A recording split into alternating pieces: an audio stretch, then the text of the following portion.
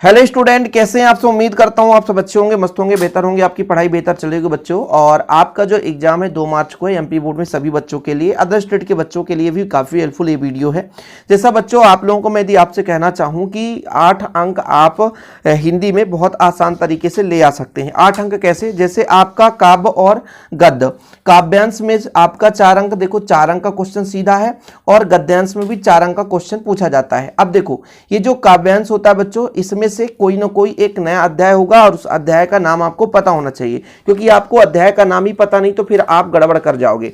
तो जैसे आप यदि गद्य की बात करो तो गद्य में क्या होते हैं, लेखक होते हैं। तो अध्याय का नाम तो है ही है, जो भी अध्याय है उसमें आपका क्या है, कहानी है या ललित निबंध है या तो संस्मरण है, वो चीज भी आपको तैयार रखना पड़ेगा। साथ में बच्चों आपका जो लेखक और कवि हैं उनका भी नाम याद रखना पड़ेगा। अच्छा, ये तो 8 अंक मैं बता ही रहा हूं, और 8 अंक के साथ साथ यहां से ऑब्जेक्टिव क्वेश्चन भी पूछ देता है गद्यांश से, जो मैं आज आपको क्लियर कराने वाला हूं।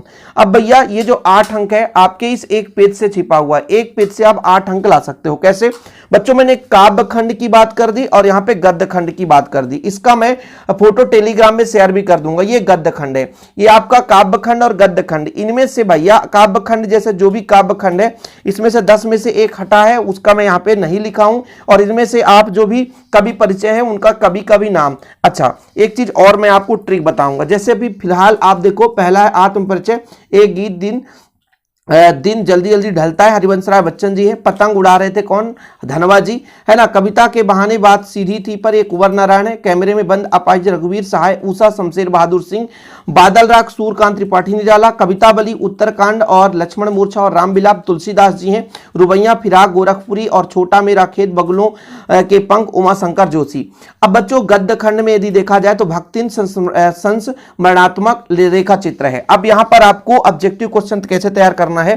क्वेश्चन ऐसा भी आता है कि भक्तिन किस विधा से लिया गया है, तो ये आपका दिया रहेगा रेखा चित्र। 4 ऑप्शन दे देगा, खाली स्थान दे देगा, ऑनलाइन फैक्ट में दे देगा। बाजार दर्शन किस विधा से है? काले मेघा पानी दे संस्मरण है। पहलवान की ढोला किस विधा से? कहानी। सिरेश के फूल ललित निबंध है। श्रम विभाजन जाति प्रथा और मेरी कल्पना आदर्श समाज, ये आपका बच्चों एक ही है दोनों, है ना। बाबा साहेब अंबेडकर जी आलेख विधा से है। क्या? आलेख विधा से। तो भक्तिन के आप भक्ति कौन कर रहा है? वर्मा जी, महादेवी वर्मा जी। और भैया बाजार दर्शन जैनेन्द्र, जिसको ज्ञान होगा भैया वही करेगा, तो जैनेन्द्र कुमार बाजार दर्शन। काले मेघा पानी दे, काला मेघा पानी देता है धर्मवीर भारती, ठीक है। पहलवान की ढोलक कहानी से फणीश्वर नाथ रेणु। सिरिस्त के फूल हजारी प्रसाद द्विवेदी। ये चीज बच्चों, तो फिलहाल यहां तो आपके 3-4 हैं तो आसानी से याद हो जाएंगे। लेकिन ये समस्या हो जाता है कभी कभी कि जैसे ये हमारा जो काव्य खंड है वो बहुत ही ज्यादा कर रहा है, सर कैसे याद होगा? मैं आपको बता देता हूं। आपके पास मान लीजिए 8 चैप्टर हैं, मतलब 8 टॉपिक्स हैं, 8 अध्याय हैं। इस स्थिति में आप शुरुआती के 4 तैयार कर लो। जैसे पतंग से पढ़ लो, कविता के बहाने बात सीधी थी, आत्म परिचय एक गीत दिन जल्दी जल्दी ढलता है, और कैमरे में बंद अपाहिज, ये 4 से पढ़ लो। आपका मैं गारंटेड कहता हूं कि काव्य खंड के 4 में से 1 आना ही आना है। ऐसे बच्चों यदि आपसे गद्य खंड में भी नहीं बन रहा है तो फिर आप क्या पूरे का याद करो? नहीं हो पा रहा है तो आप 4 तैयार कर लो, 1 2 3। इसमें 6 हैं तो आप 1 2 3 ही तैयार करो। भक्तिन बाजार दर्शन काले मेघा पानी दे, इन 3 में से आपका गद्य खंड गद्यांश आ ही जाएगा। ये मेरा आपसे लिख के वादा करता हूं, ये आप देख लेना।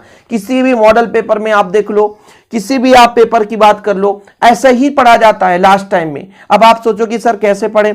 अब आपको मान लो प्रैक्टिस ही करना, आपके पास परीक्षा ही बोध है, तो परीक्षा बोध में क्या करो, काव्य खंड के गद्यांश पद्यांश पढ़ना है तो आप 1 2 3 4 कैमरे में बंद अपाहिज तक, यहां तक आप पढ़ लो, रघुवीर सहाय जी तक।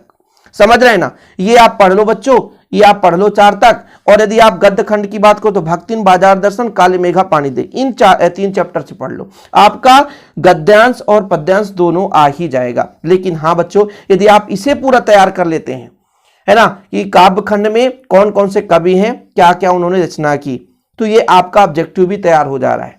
आपके 8 अंक के साथ साथ 2 अंक 3 अंक और फिक्स हो रहे हैं, कुल मिलाकर के 10 अंक आपके क्लियर हो जाते हैं। तो बस छोटे से वीडियो के माध्यम से मैं आपको समझाना चाहा कि भाई अंतिम समय में आप गद्य खंड पद्य खंड कैसे तैयार करें ताकि आप लोगों को दिक्कत ना हो सके। किसी भी आप पेपर की बात करो, जैसे प्री बोर्ड का आपका अभ्यास प्रश्न पत्र है बच्चों, इसमें भी आया हुआ है, उसी का एनालिसिस और ये अनुभव के माध्यम से आपको मैं शेयर करना चाहता हूं कि भाई आपको किस प्रकार से पढ़ना चाहिए।